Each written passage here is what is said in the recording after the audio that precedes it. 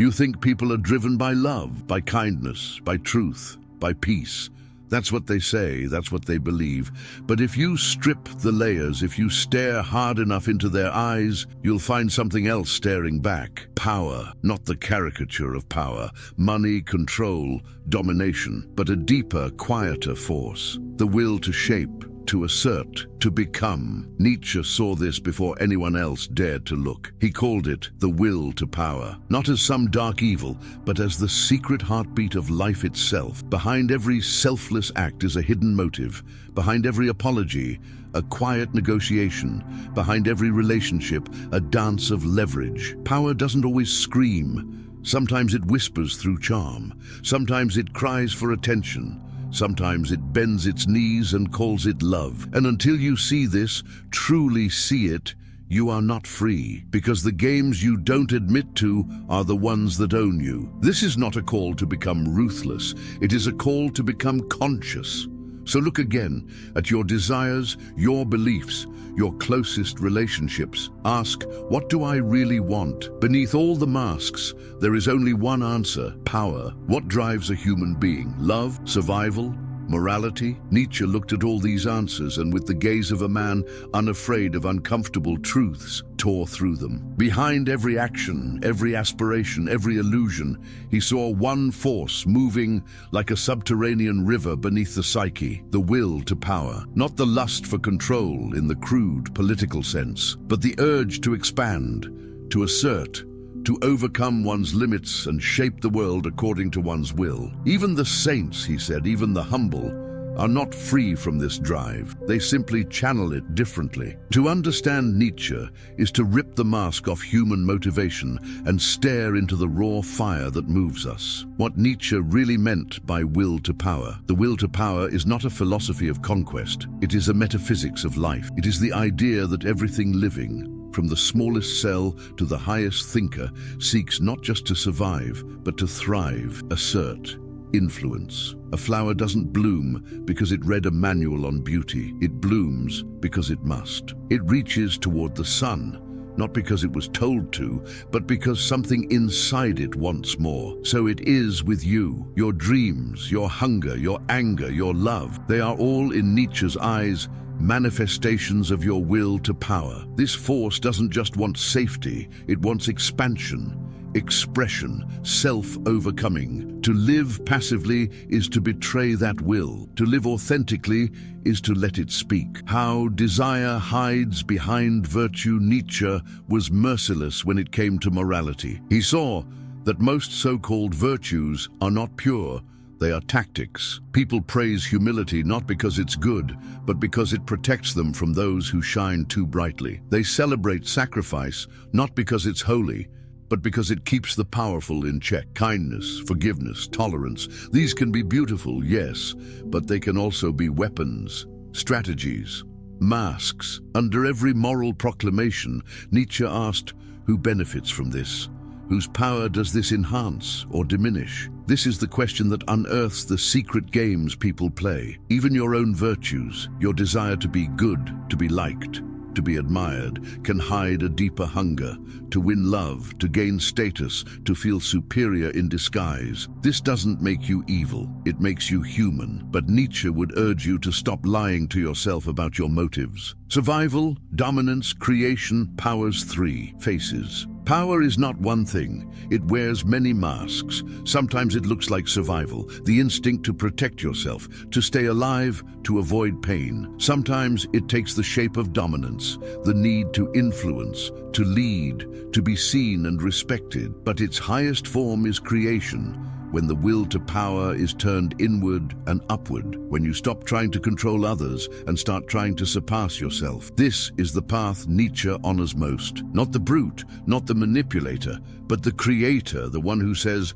I will make something from myself, I will build meaning, I will forge values from within. This is power at its most sacred, and also its most terrifying, because it demands responsibility, it demands becoming. Why even weakness is a form of power play. Nietzsche knew that even the weak can be powerful, through guilt, through pity, through victimhood. He called this ressentiment, a kind of reactive power, where those who feel oppressed or inferior invert values. Instead of striving to become strong, they declare strength to be evil. Instead of rising, they pull others down. And it works, because the world is full of people who would rather be morally right than deeply true. Victimhood becomes leverage, suffering becomes currency, and soon the weak are not powerless.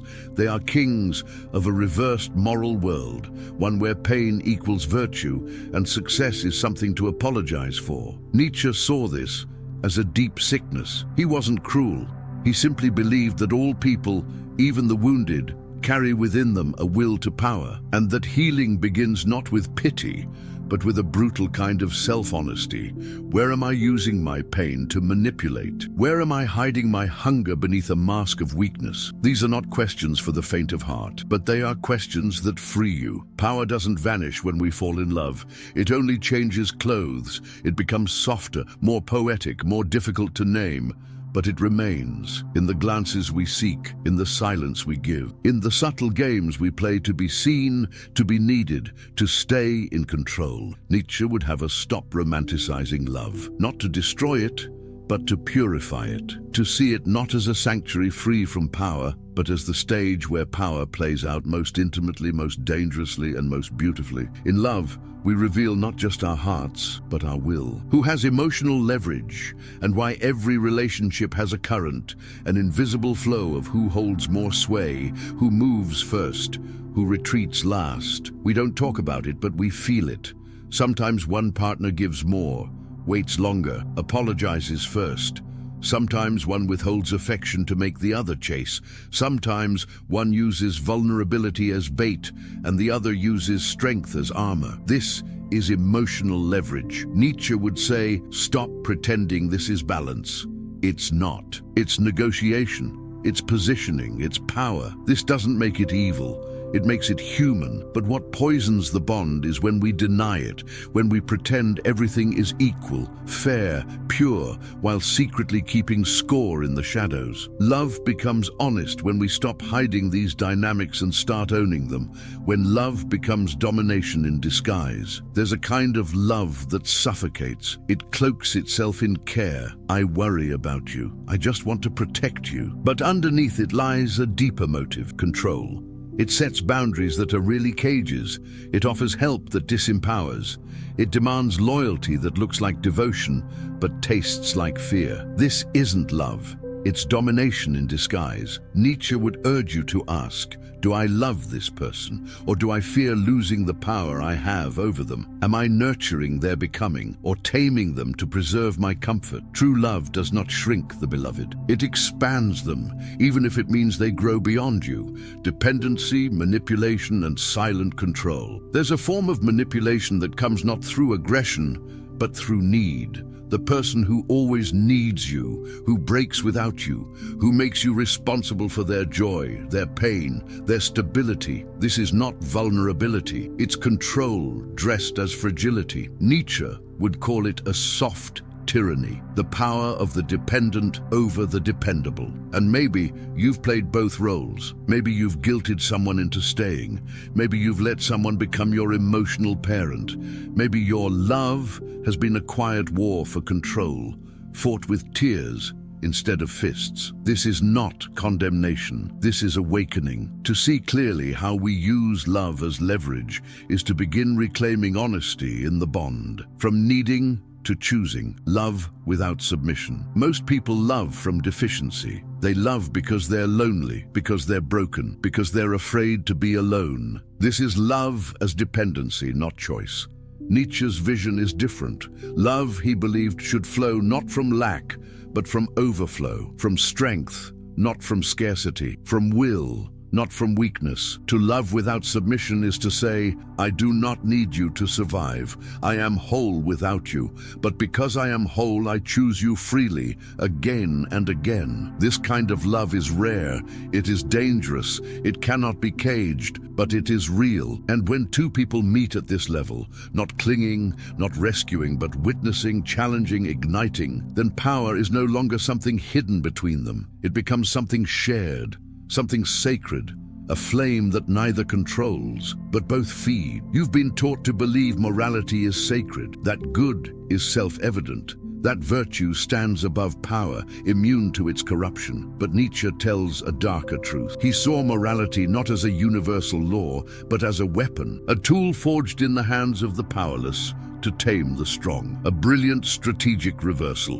When you can't win by force, win by shame. And so, morality became less about truth and more about control. Not a path to elevation, but a system for obedience. Until you question the moral values you've inherited, you are living in a world crafted by those who needed you small. The invention of good and evil to tame the strong. Nietzsche distinguished between two types of morality: master morality and slave morality. Master morality is born from strength. It defines good as what is life-affirming: power, courage, creativity, excellence. It doesn't ask for permission, it creates values from within. But slave morality is born from weakness. It redefines good as meekness, humility, obedience. Why? Because these are the traits that protect the weak from the strong. The bold become arrogant, the rich become greedy, the passionate become dangerous. In this reversal, power is painted as evil and submission as virtue. Nietzsche's warning is simple.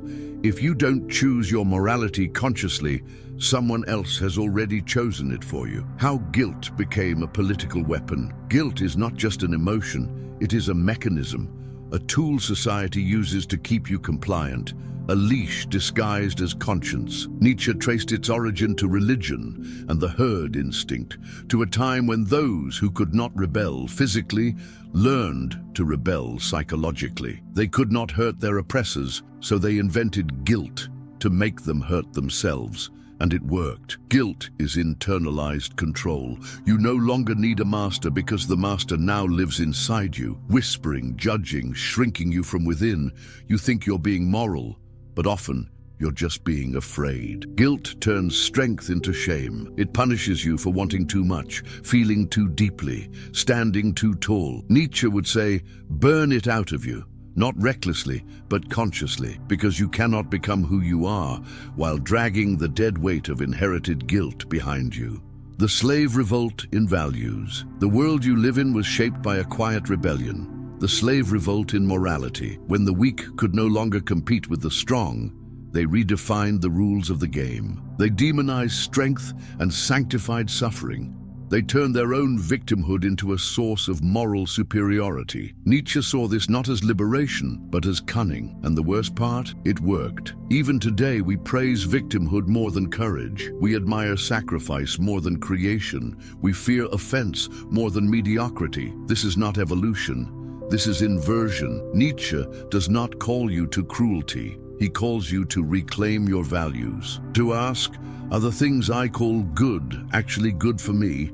Or were they designed to keep me safe, small, agreeable? The answer may unsettle you, but it will also free you. Breaking free from inherited moral chains. Most people never question their morality. They inherit it like a birthmark, quiet, unquestioned, permanent. But Nietzsche demands you ask, where did this value come from? Who told me this was right? Is kindness always good, or has it become your way of avoiding conflict? Is humility always noble, or has it become your fear of taking space?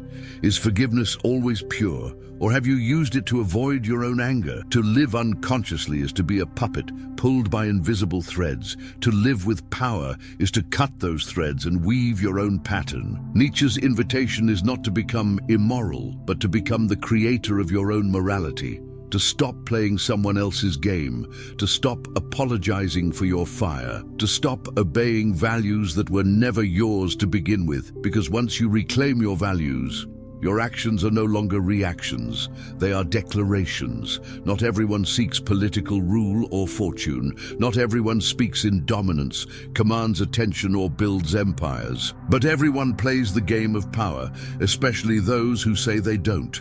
Nietzsche understood this with terrifying clarity, that the most potent power moves are made in silence, in daily interactions, in passing comments, in polite smiles and carefully chosen silences. this. You don't need a throne to seek control. All you need is a room full of people and the desire to be seen a certain way. Power is not rare. What's rare is the courage to see it, in yourself, in others, and in the systems that reward its most hidden forms. Social masks and the power of perception. We all wear masks. We craft identities that signal status, safety, virtue. We present curated selves on social media. We smile when we're furious. We agree when we long to scream. Why? Because perception is currency. Nietzsche would say, you are not just living, you are managing your appearance, shaping how others feel about you. And that shaping is a form of power. He would not condemn you for it, but he would ask, is the mask wearing you? When your image becomes more important than your truth, you become your own jailer. When you value harmony over honesty, you become complicit in your own silencing. And slowly the real self starves behind the smile. To reclaim your power, you must risk being misperceived. You must speak without filtering for approval. You must live in a way that is true, even if it is not popular. Why authenticity threatens the status quo? Authenticity is not a soft virtue. It is a weapon. Because in a world built on pretense, truth-tellers are dangerous. When you say what you mean, when you refuse to flatter or placate, when you walk away instead of performing, people don't know what to do with you. You become unpredictable, uncontrollable, and the system, whether it's a workplace, a family, or a culture, will try to pull you back into the script. It will reward conformity and punish truth, not because it hates you, but because it fears what your honesty reveals. Authenticity shatters illusions, and most people, Nietzsche knew, would rather live comfortably in lies than face the terror of truth. Subtle power games in careers, friendships, and families. You think you're being kind. You think you're being supportive, but often you're positioning. In the workplace, you stay quiet in meetings, not out of humility, but to avoid being seen as a threat. In friendships, you withhold your success because you fear making others feel small. In families, you play the responsible one, the black sheep, the peacemaker, not as truth but as role. These roles are not neutral. They are power strategies. They stabilize the dynamic. They ensure you receive love, safety, attention. Nietzsche would not shame you for this, but he would tear down the illusion that these behaviors are purely virtuous. Because until you see the game, you cannot choose to stop playing it. Escaping the victim identity and reclaiming agency. There is one role Nietzsche feared more than any tyrant: the eternal victim. Not the one who has suffered, but the one who makes suffering their identity, who uses pain as leverage, who demands compensation for their wounds, who gains power not through growth, but through guilt. Modern culture rewards this identity. It celebrates fragility. It platforms grievance. But Nietzsche knew a society built on woundedness will eat itself alive. To reclaim your power, you must let go of the story that makes you small. You must stop rehearsing your scars. You must become the author, not the casualty. Power does not mean hurting others. It means standing tall when you could collapse. It means telling the truth when silence would be easier. It means no longer needing the world to shrink for you to feel big. Power is always at play. The question is never if it's present. It is who wields it and how. Most people deny it, deflect it, or misuse it. They are either victims of someone else's will or prisoners of their own unclaimed strength. But Nietzsche's vision is different. He calls you not to reject power, not to moralize it, but to master it, to become the one who channels it consciously, courageously, and creatively, not to dominate others, but to shape your own life, channeling your will without shame. We've been taught to fear our ambition, to mistrust our desire to influence, to dim our inner fire so we don't burn others. But Nietzsche would ask, why be ashamed of your strength? The will to power is not corruption. It is vitality. It is the same energy that builds civilizations, writes poetry, forges revolutions. It can destroy, yes, but it can also create beauty no timid soul could ever imagine. To master your power, you must stop apologizing for wanting more. Stop minimizing your voice to be liked. Stop acting powerless so others don't feel insecure. This doesn't mean becoming ruthless. It means becoming real, a presence that does not beg, a mind that does not fold, a soul that does not shrink. From reaction to creation, the overman's path. Most people live in reaction. They respond to pain with blame, to success with guilt, to criticism with retreat. They are ruled by others, by their moods, their judgments, their approval. But the overman, Nietzsche's highest vision of the self, creates. He does not mimic. He does not conform. He invents values. He shapes meaning. He builds a world from his center outward. To walk this path, you must stop waiting for permission. You must stop asking what others expect and ask instead, what do I demand of myself? Because true power is not about winning over others. It is about winning over the self. The small self that hides, that delays, that surrenders to fear and calls it kindness. Burn that self down and rise, building inner strength that doesn't depend on others. Most power people chase is borrowed. They feel strong when admired, confident when desired, secure when included. But what happens when admiration fades, when desire shifts, when the crowd turns silent? They collapse. Nietzsche demands you build something stronger, a strength that does not come from being needed, but from being whole. This means solitude. It means silence. It means building an inner foundation so stable that no rejection, no failure, no betrayal can unmake you. This is not arrogance. This is rootedness. This is the quiet power of the one who no longer seeks approval because they have approved of themselves at the deepest level, living beyond control.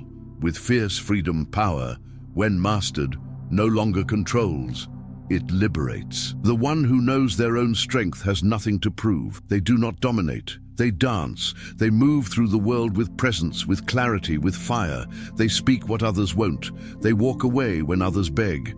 They stay when others flee. They do not shrink for comfort. They do not inflate for applause. They are. This is the highest form of power. Not force, but freedom. Not control, but creation. Not noise, but sovereignty. Wield your will, or be ruled by others. The will to power lives in you. It is not a concept. It is not a philosophy. It is the energy in your spine, the vision in your chest, the storm behind your quiet thoughts. You can ignore it. You can repress it, but you cannot escape it. So the choice is clear. Either you wield your power consciously, courageously, creatively, or you will be ruled by those who do. Your relationships, your values, your identity. All of them are shaped by how willing you are to step into your power, without apology, without shame. The overman is not born, he is forged. And now, it's your turn. Stand up, step forward, speak, create, become.